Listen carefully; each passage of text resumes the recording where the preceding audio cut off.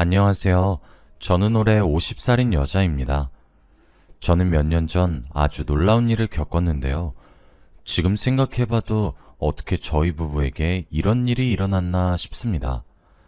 역시 인과응보라는 말이 괜히 있는 게 아닌 것 같네요. 저는 남편과 나이 차이가 많이 나요. 그래서 그런지 다들 주위에서 결혼 반대가 너무 심했습니다. 제가 또래에 비해 일찍 결혼한 편이기도 했고, 거기다가 남편의 나이가 너무 많으니 분명 늙어서 제가 고생을 할 거라고 말하더라고요. 하지만 그때 저는 주위 사람들의 말을 제대로 듣지 않았습니다. 그리고 이 남자와 결혼을 못하는 게 오히려 불행할 것 같았죠. 그래서 주위의 반대에도 무릅쓰고 저와 남편은 결혼식을 올렸습니다. 남편은 삼형제예요. 남편이 제일 맏형이고 밑에 남동생만 2명 있습니다. 그리고 시아버지는 병을 오래 앓으시다가 결국 돌아가셨고 시어머니와 형제들이 살고 계신다고 했죠. 시아버지가 일찍 돌아가셨다 보니 자연스럽게 남편이 집안의 가장이 되었고 동생들의 아빠 역할을 해주었답니다. 정말 다행히도 시아버지가 남겨놓으신 재산이 어느 정도 있었기 때문에 돈에 허덕이지는 않았다고 해요. 그런데 남편이 가장이 되어서 공부보다는 얼른 안정적이게 직업을 가졌으면 좋겠다고 생각했던 시어머니는 남편에게 이른 나이부터 일을 하라고 권유했고, 남편은 결국 하고 싶었던 공부를 포기하고 일을 시작했다고 합니다. 남편과 다르게 동생들은 공부를 시켜줬대요. 정말 다행히도 남편의 동생들인 도련님들은 공부머리가 있으셨는지 성적이 좋았고 좋은 대학교도 들어갔다고 합니다. 저와 나이가 비슷했지만 저와 아예 다른 인생을 살고 계셨어요. 해외 유학도 가고 이름만 대면 다들 알 법한 대학교를 진학하셨습니다. 그리고 졸업 후 직업도 훌륭하셨죠. 저희 남편은 그렇게 화려한 직업도 아니고 수입이 많은 것도 아니었어요. 그렇지만 한 번도 직업에 대해서 부끄러워한 적이 없었고 자신의 직업을 좋아하는 모습이 보기 좋았습니다. 남편은 작은 공장에서 일하고 있었지만 저와 남편이 먹고 살 정도로 충분했죠. 그리고 저희는 오랜 연애 끝에 결혼을 했습니다. 저와 남편이 결혼하고 몇 년 뒤 도련님들도 차례대로 결혼을 했어요. 항상 명절에 저 혼자 있다 보니 많이 외로웠는데 동서들이 생긴다고 하니까 너무 기대되었어요. 같이 명절에 술도 먹고 수다도 떨면서 좋은 시간을 보낼 줄 알았습니다. 동서들은 저보다 나이가 어리긴 했지만 나이 차이가 많이 나진 않았어요. 저와 남편이 워낙 나이 차이가 많이 나니까 말이죠. 그런데 왠지 모르게 풋풋하고 잘 웃는 동서들을 보니까 너무 귀엽더라고요. 그리고 명절 때 일도 잘 돕고 시어머니한테도 너무 잘하니까 예쁘더군요. 시어머니한테 몸에 좋은 한약도 선물해드리고 제가 잘 못하는 애교도 마음껏 부리니 제가 다 기분이 좋았죠. 드디어 명절에 집안이 북적북적하게 되니까 명절을 기대하게 되었어요. 다들 행복하게 웃으며 명절을 보내니 시어머니도 많이 좋아하시더라고요. 시어머니는 저희에게 시집살이도 일절 없었고 힘들게 하지도 않았어요. 오히려 명절에 시댁에 가면 저희 보고 아무것도 하지 말고 쉬라고도 하셨고요. 그래서 저는 남편 집안 분들이 좋았고 앞으로 계속 웃는 일만 있길 바랬습니다. 남편과 결혼하고 몇 년 뒤였어요. 어느 날 시어머니가 저희에게 충격적인 소식을 전해주었습니다. 바로 시어머니의 몸이 좋지 않다는 것이었죠. 의사 선생님의 말로는 몇 달 남지 않았다고 하셨지만 저희는 희망의 끈을 놓지 않았어요.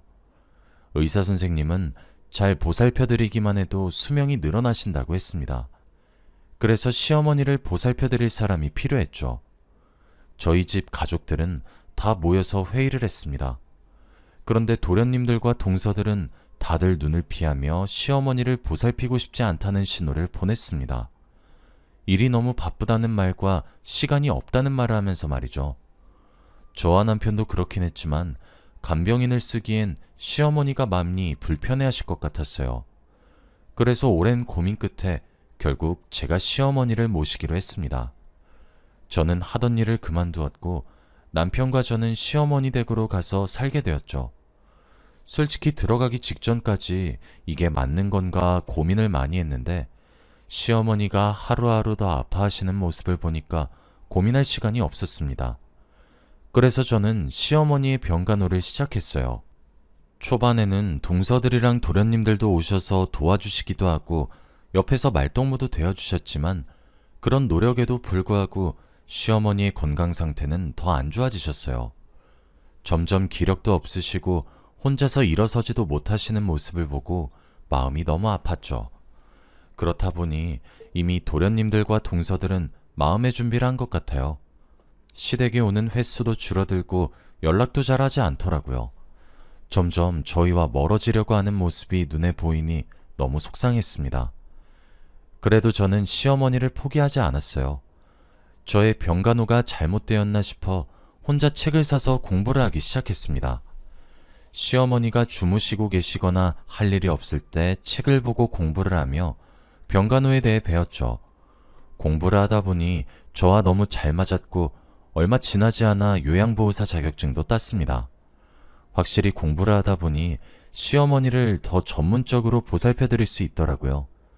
시어머니는 저의 이런 노력에 너무 고마워하셨고 남편 또한 저와 결혼한 것이 세상에서 제일 잘한 일이라며 입이 닳도록 말했습니다. 그런 말을 들으니 더 열심히 하고 싶고 시어머니한테 감사하더라고요.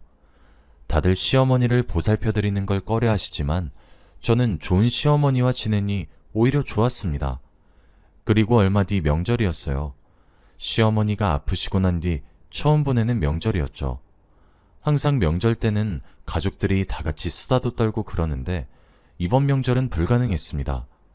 평소와 다르게 분위기가 많이 처진 채로 명절을 보냈죠. 그날도 저는 시어머니의 병간호를 놓지 않았고 새벽까지 시어머니 옆에서 지켜보다가 방으로 돌아가던 길이었어요. 그런데 동서들이랑 도련님들이 있는 방에서 대화 소리가 들리더라고요. 넷이서 무슨 이야기를 하는 건지 궁금해서 방문에 귀를 대고 듣기 시작했어요. 그런데 네 사람의 대화 내용은 정말 충격적이었습니다. 엄마 돌아가시면 재산 무조건 반반이야. 알지?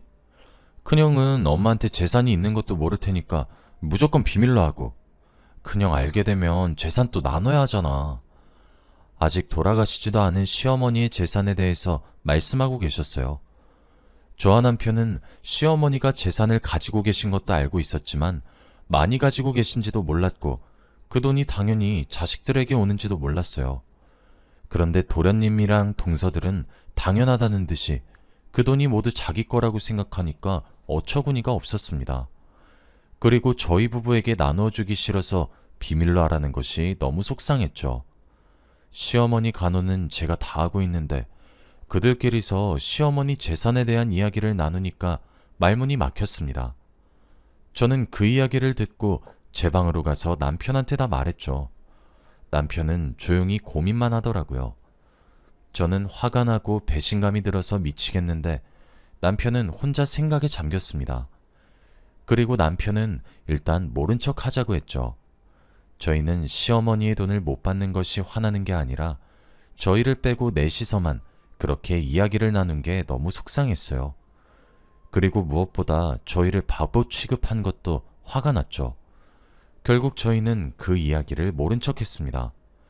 그런데 동서들이랑 도련님들은 시어머니가 몸이 안 좋으시니 대놓고 무관심했어요. 시어머니의 재산만 호시탐탐 노리고 있었고 막상 시어머니의 건강에는 신경 쓰지 않았습니다. 하루 종일 누워 계시는 시어머니를 보러 오지도 않았죠.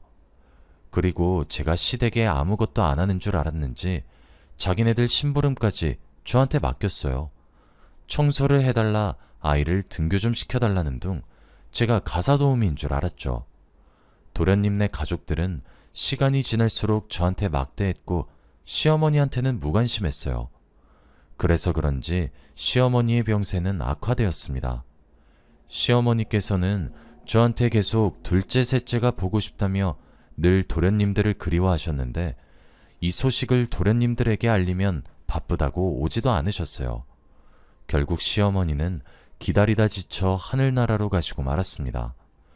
그런데 동서들과 도련님들은 시어머니가 돌아가시고 나서 본격적으로 검은 속내를 드러내기 시작했어요.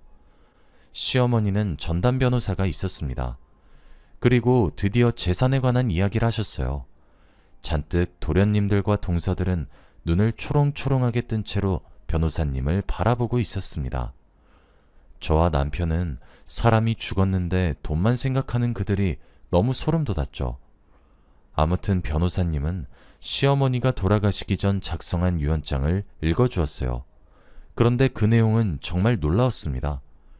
저는 시어머니가 재산을 자식들한테 물려주시면 그게 더 배가 아팠어요. 도련님들과 동서들은 시어머니의 재산만 원했으니 말이죠.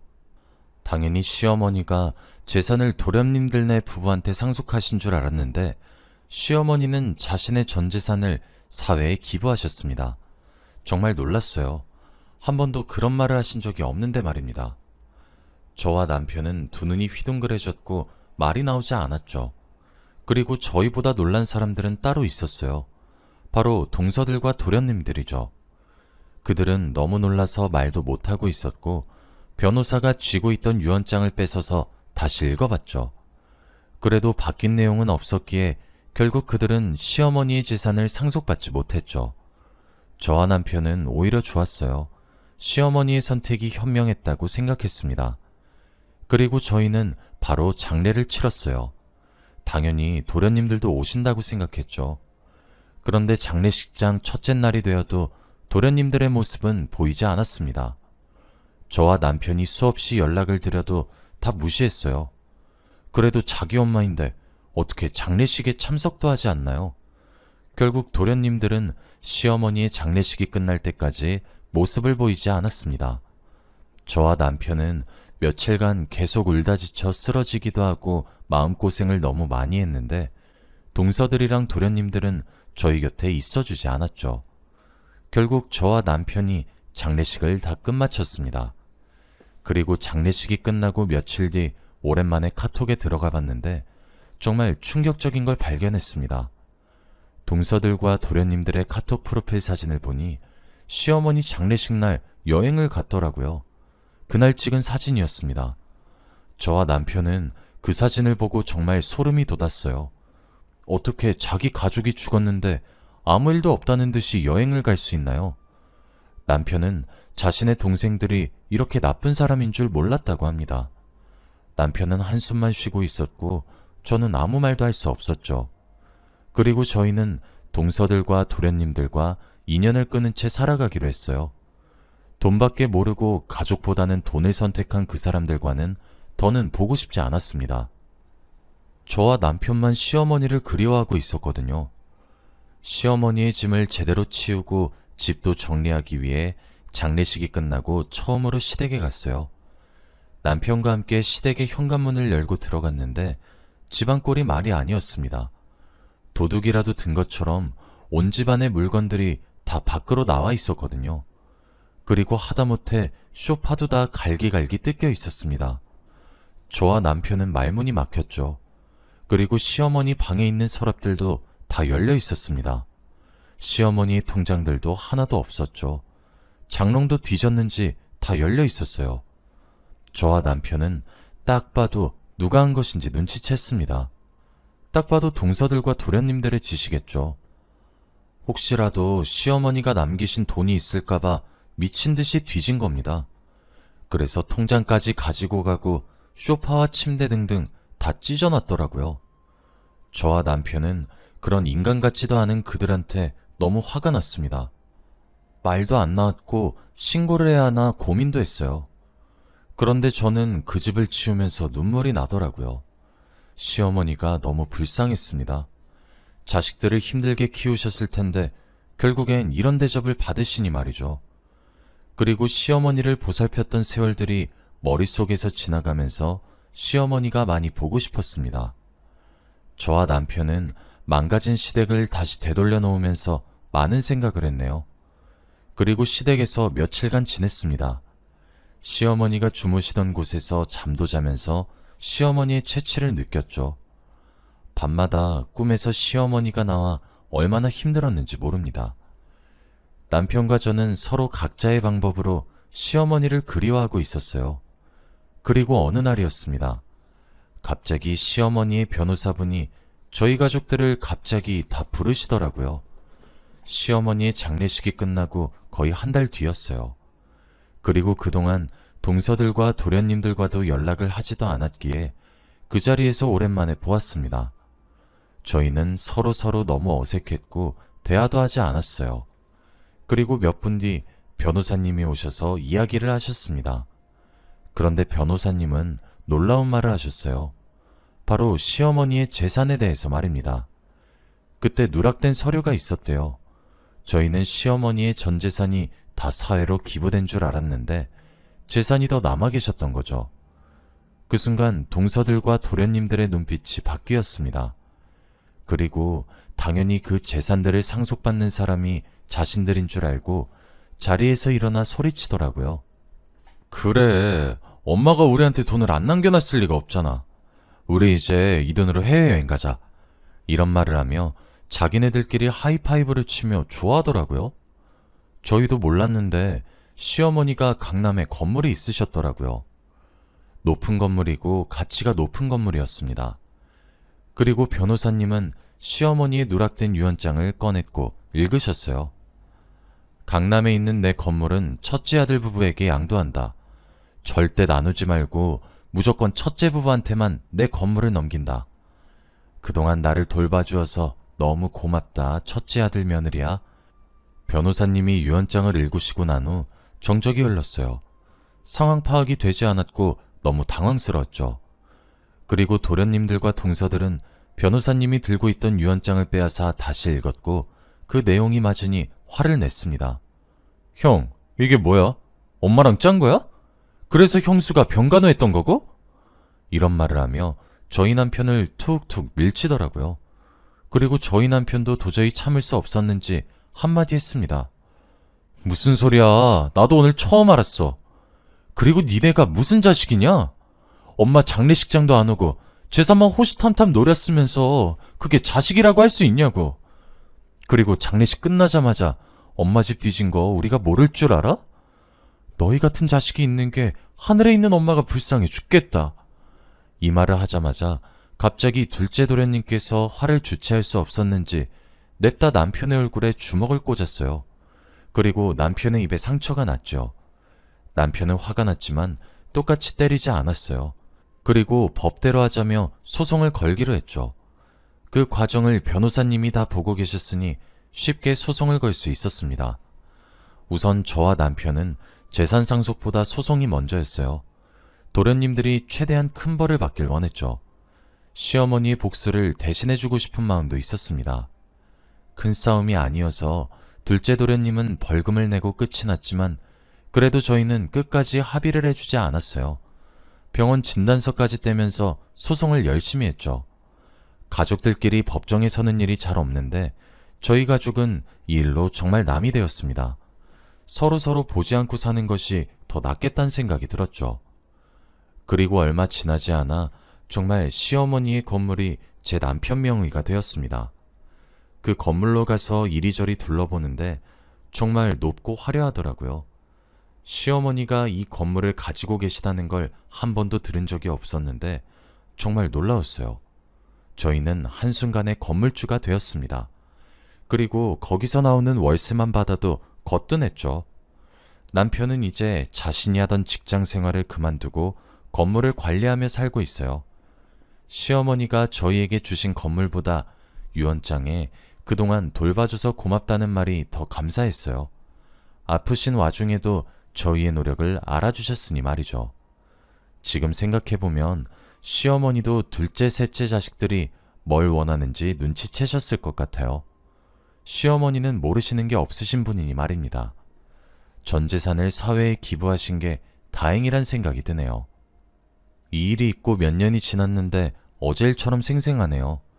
그동안 둘째 도련님네 가족들이 와서 과거의 일을 사과하기도 했고 건물을 공동명의로 하면 안 되냐고 제안을 하더라고요. 그리고 얼마 뒤 셋째 도련님네 가족들이 와서도 공동명의를 하자고 했고요. 아직도 돈에 빠져서 사는 모습을 보면 한숨만 나옵니다. 저희는 그들의 모습을 보며 절대 저렇게 살지 말자고 다짐하네요. 그리고 그 뒤로 연락을 절대 하지 않죠.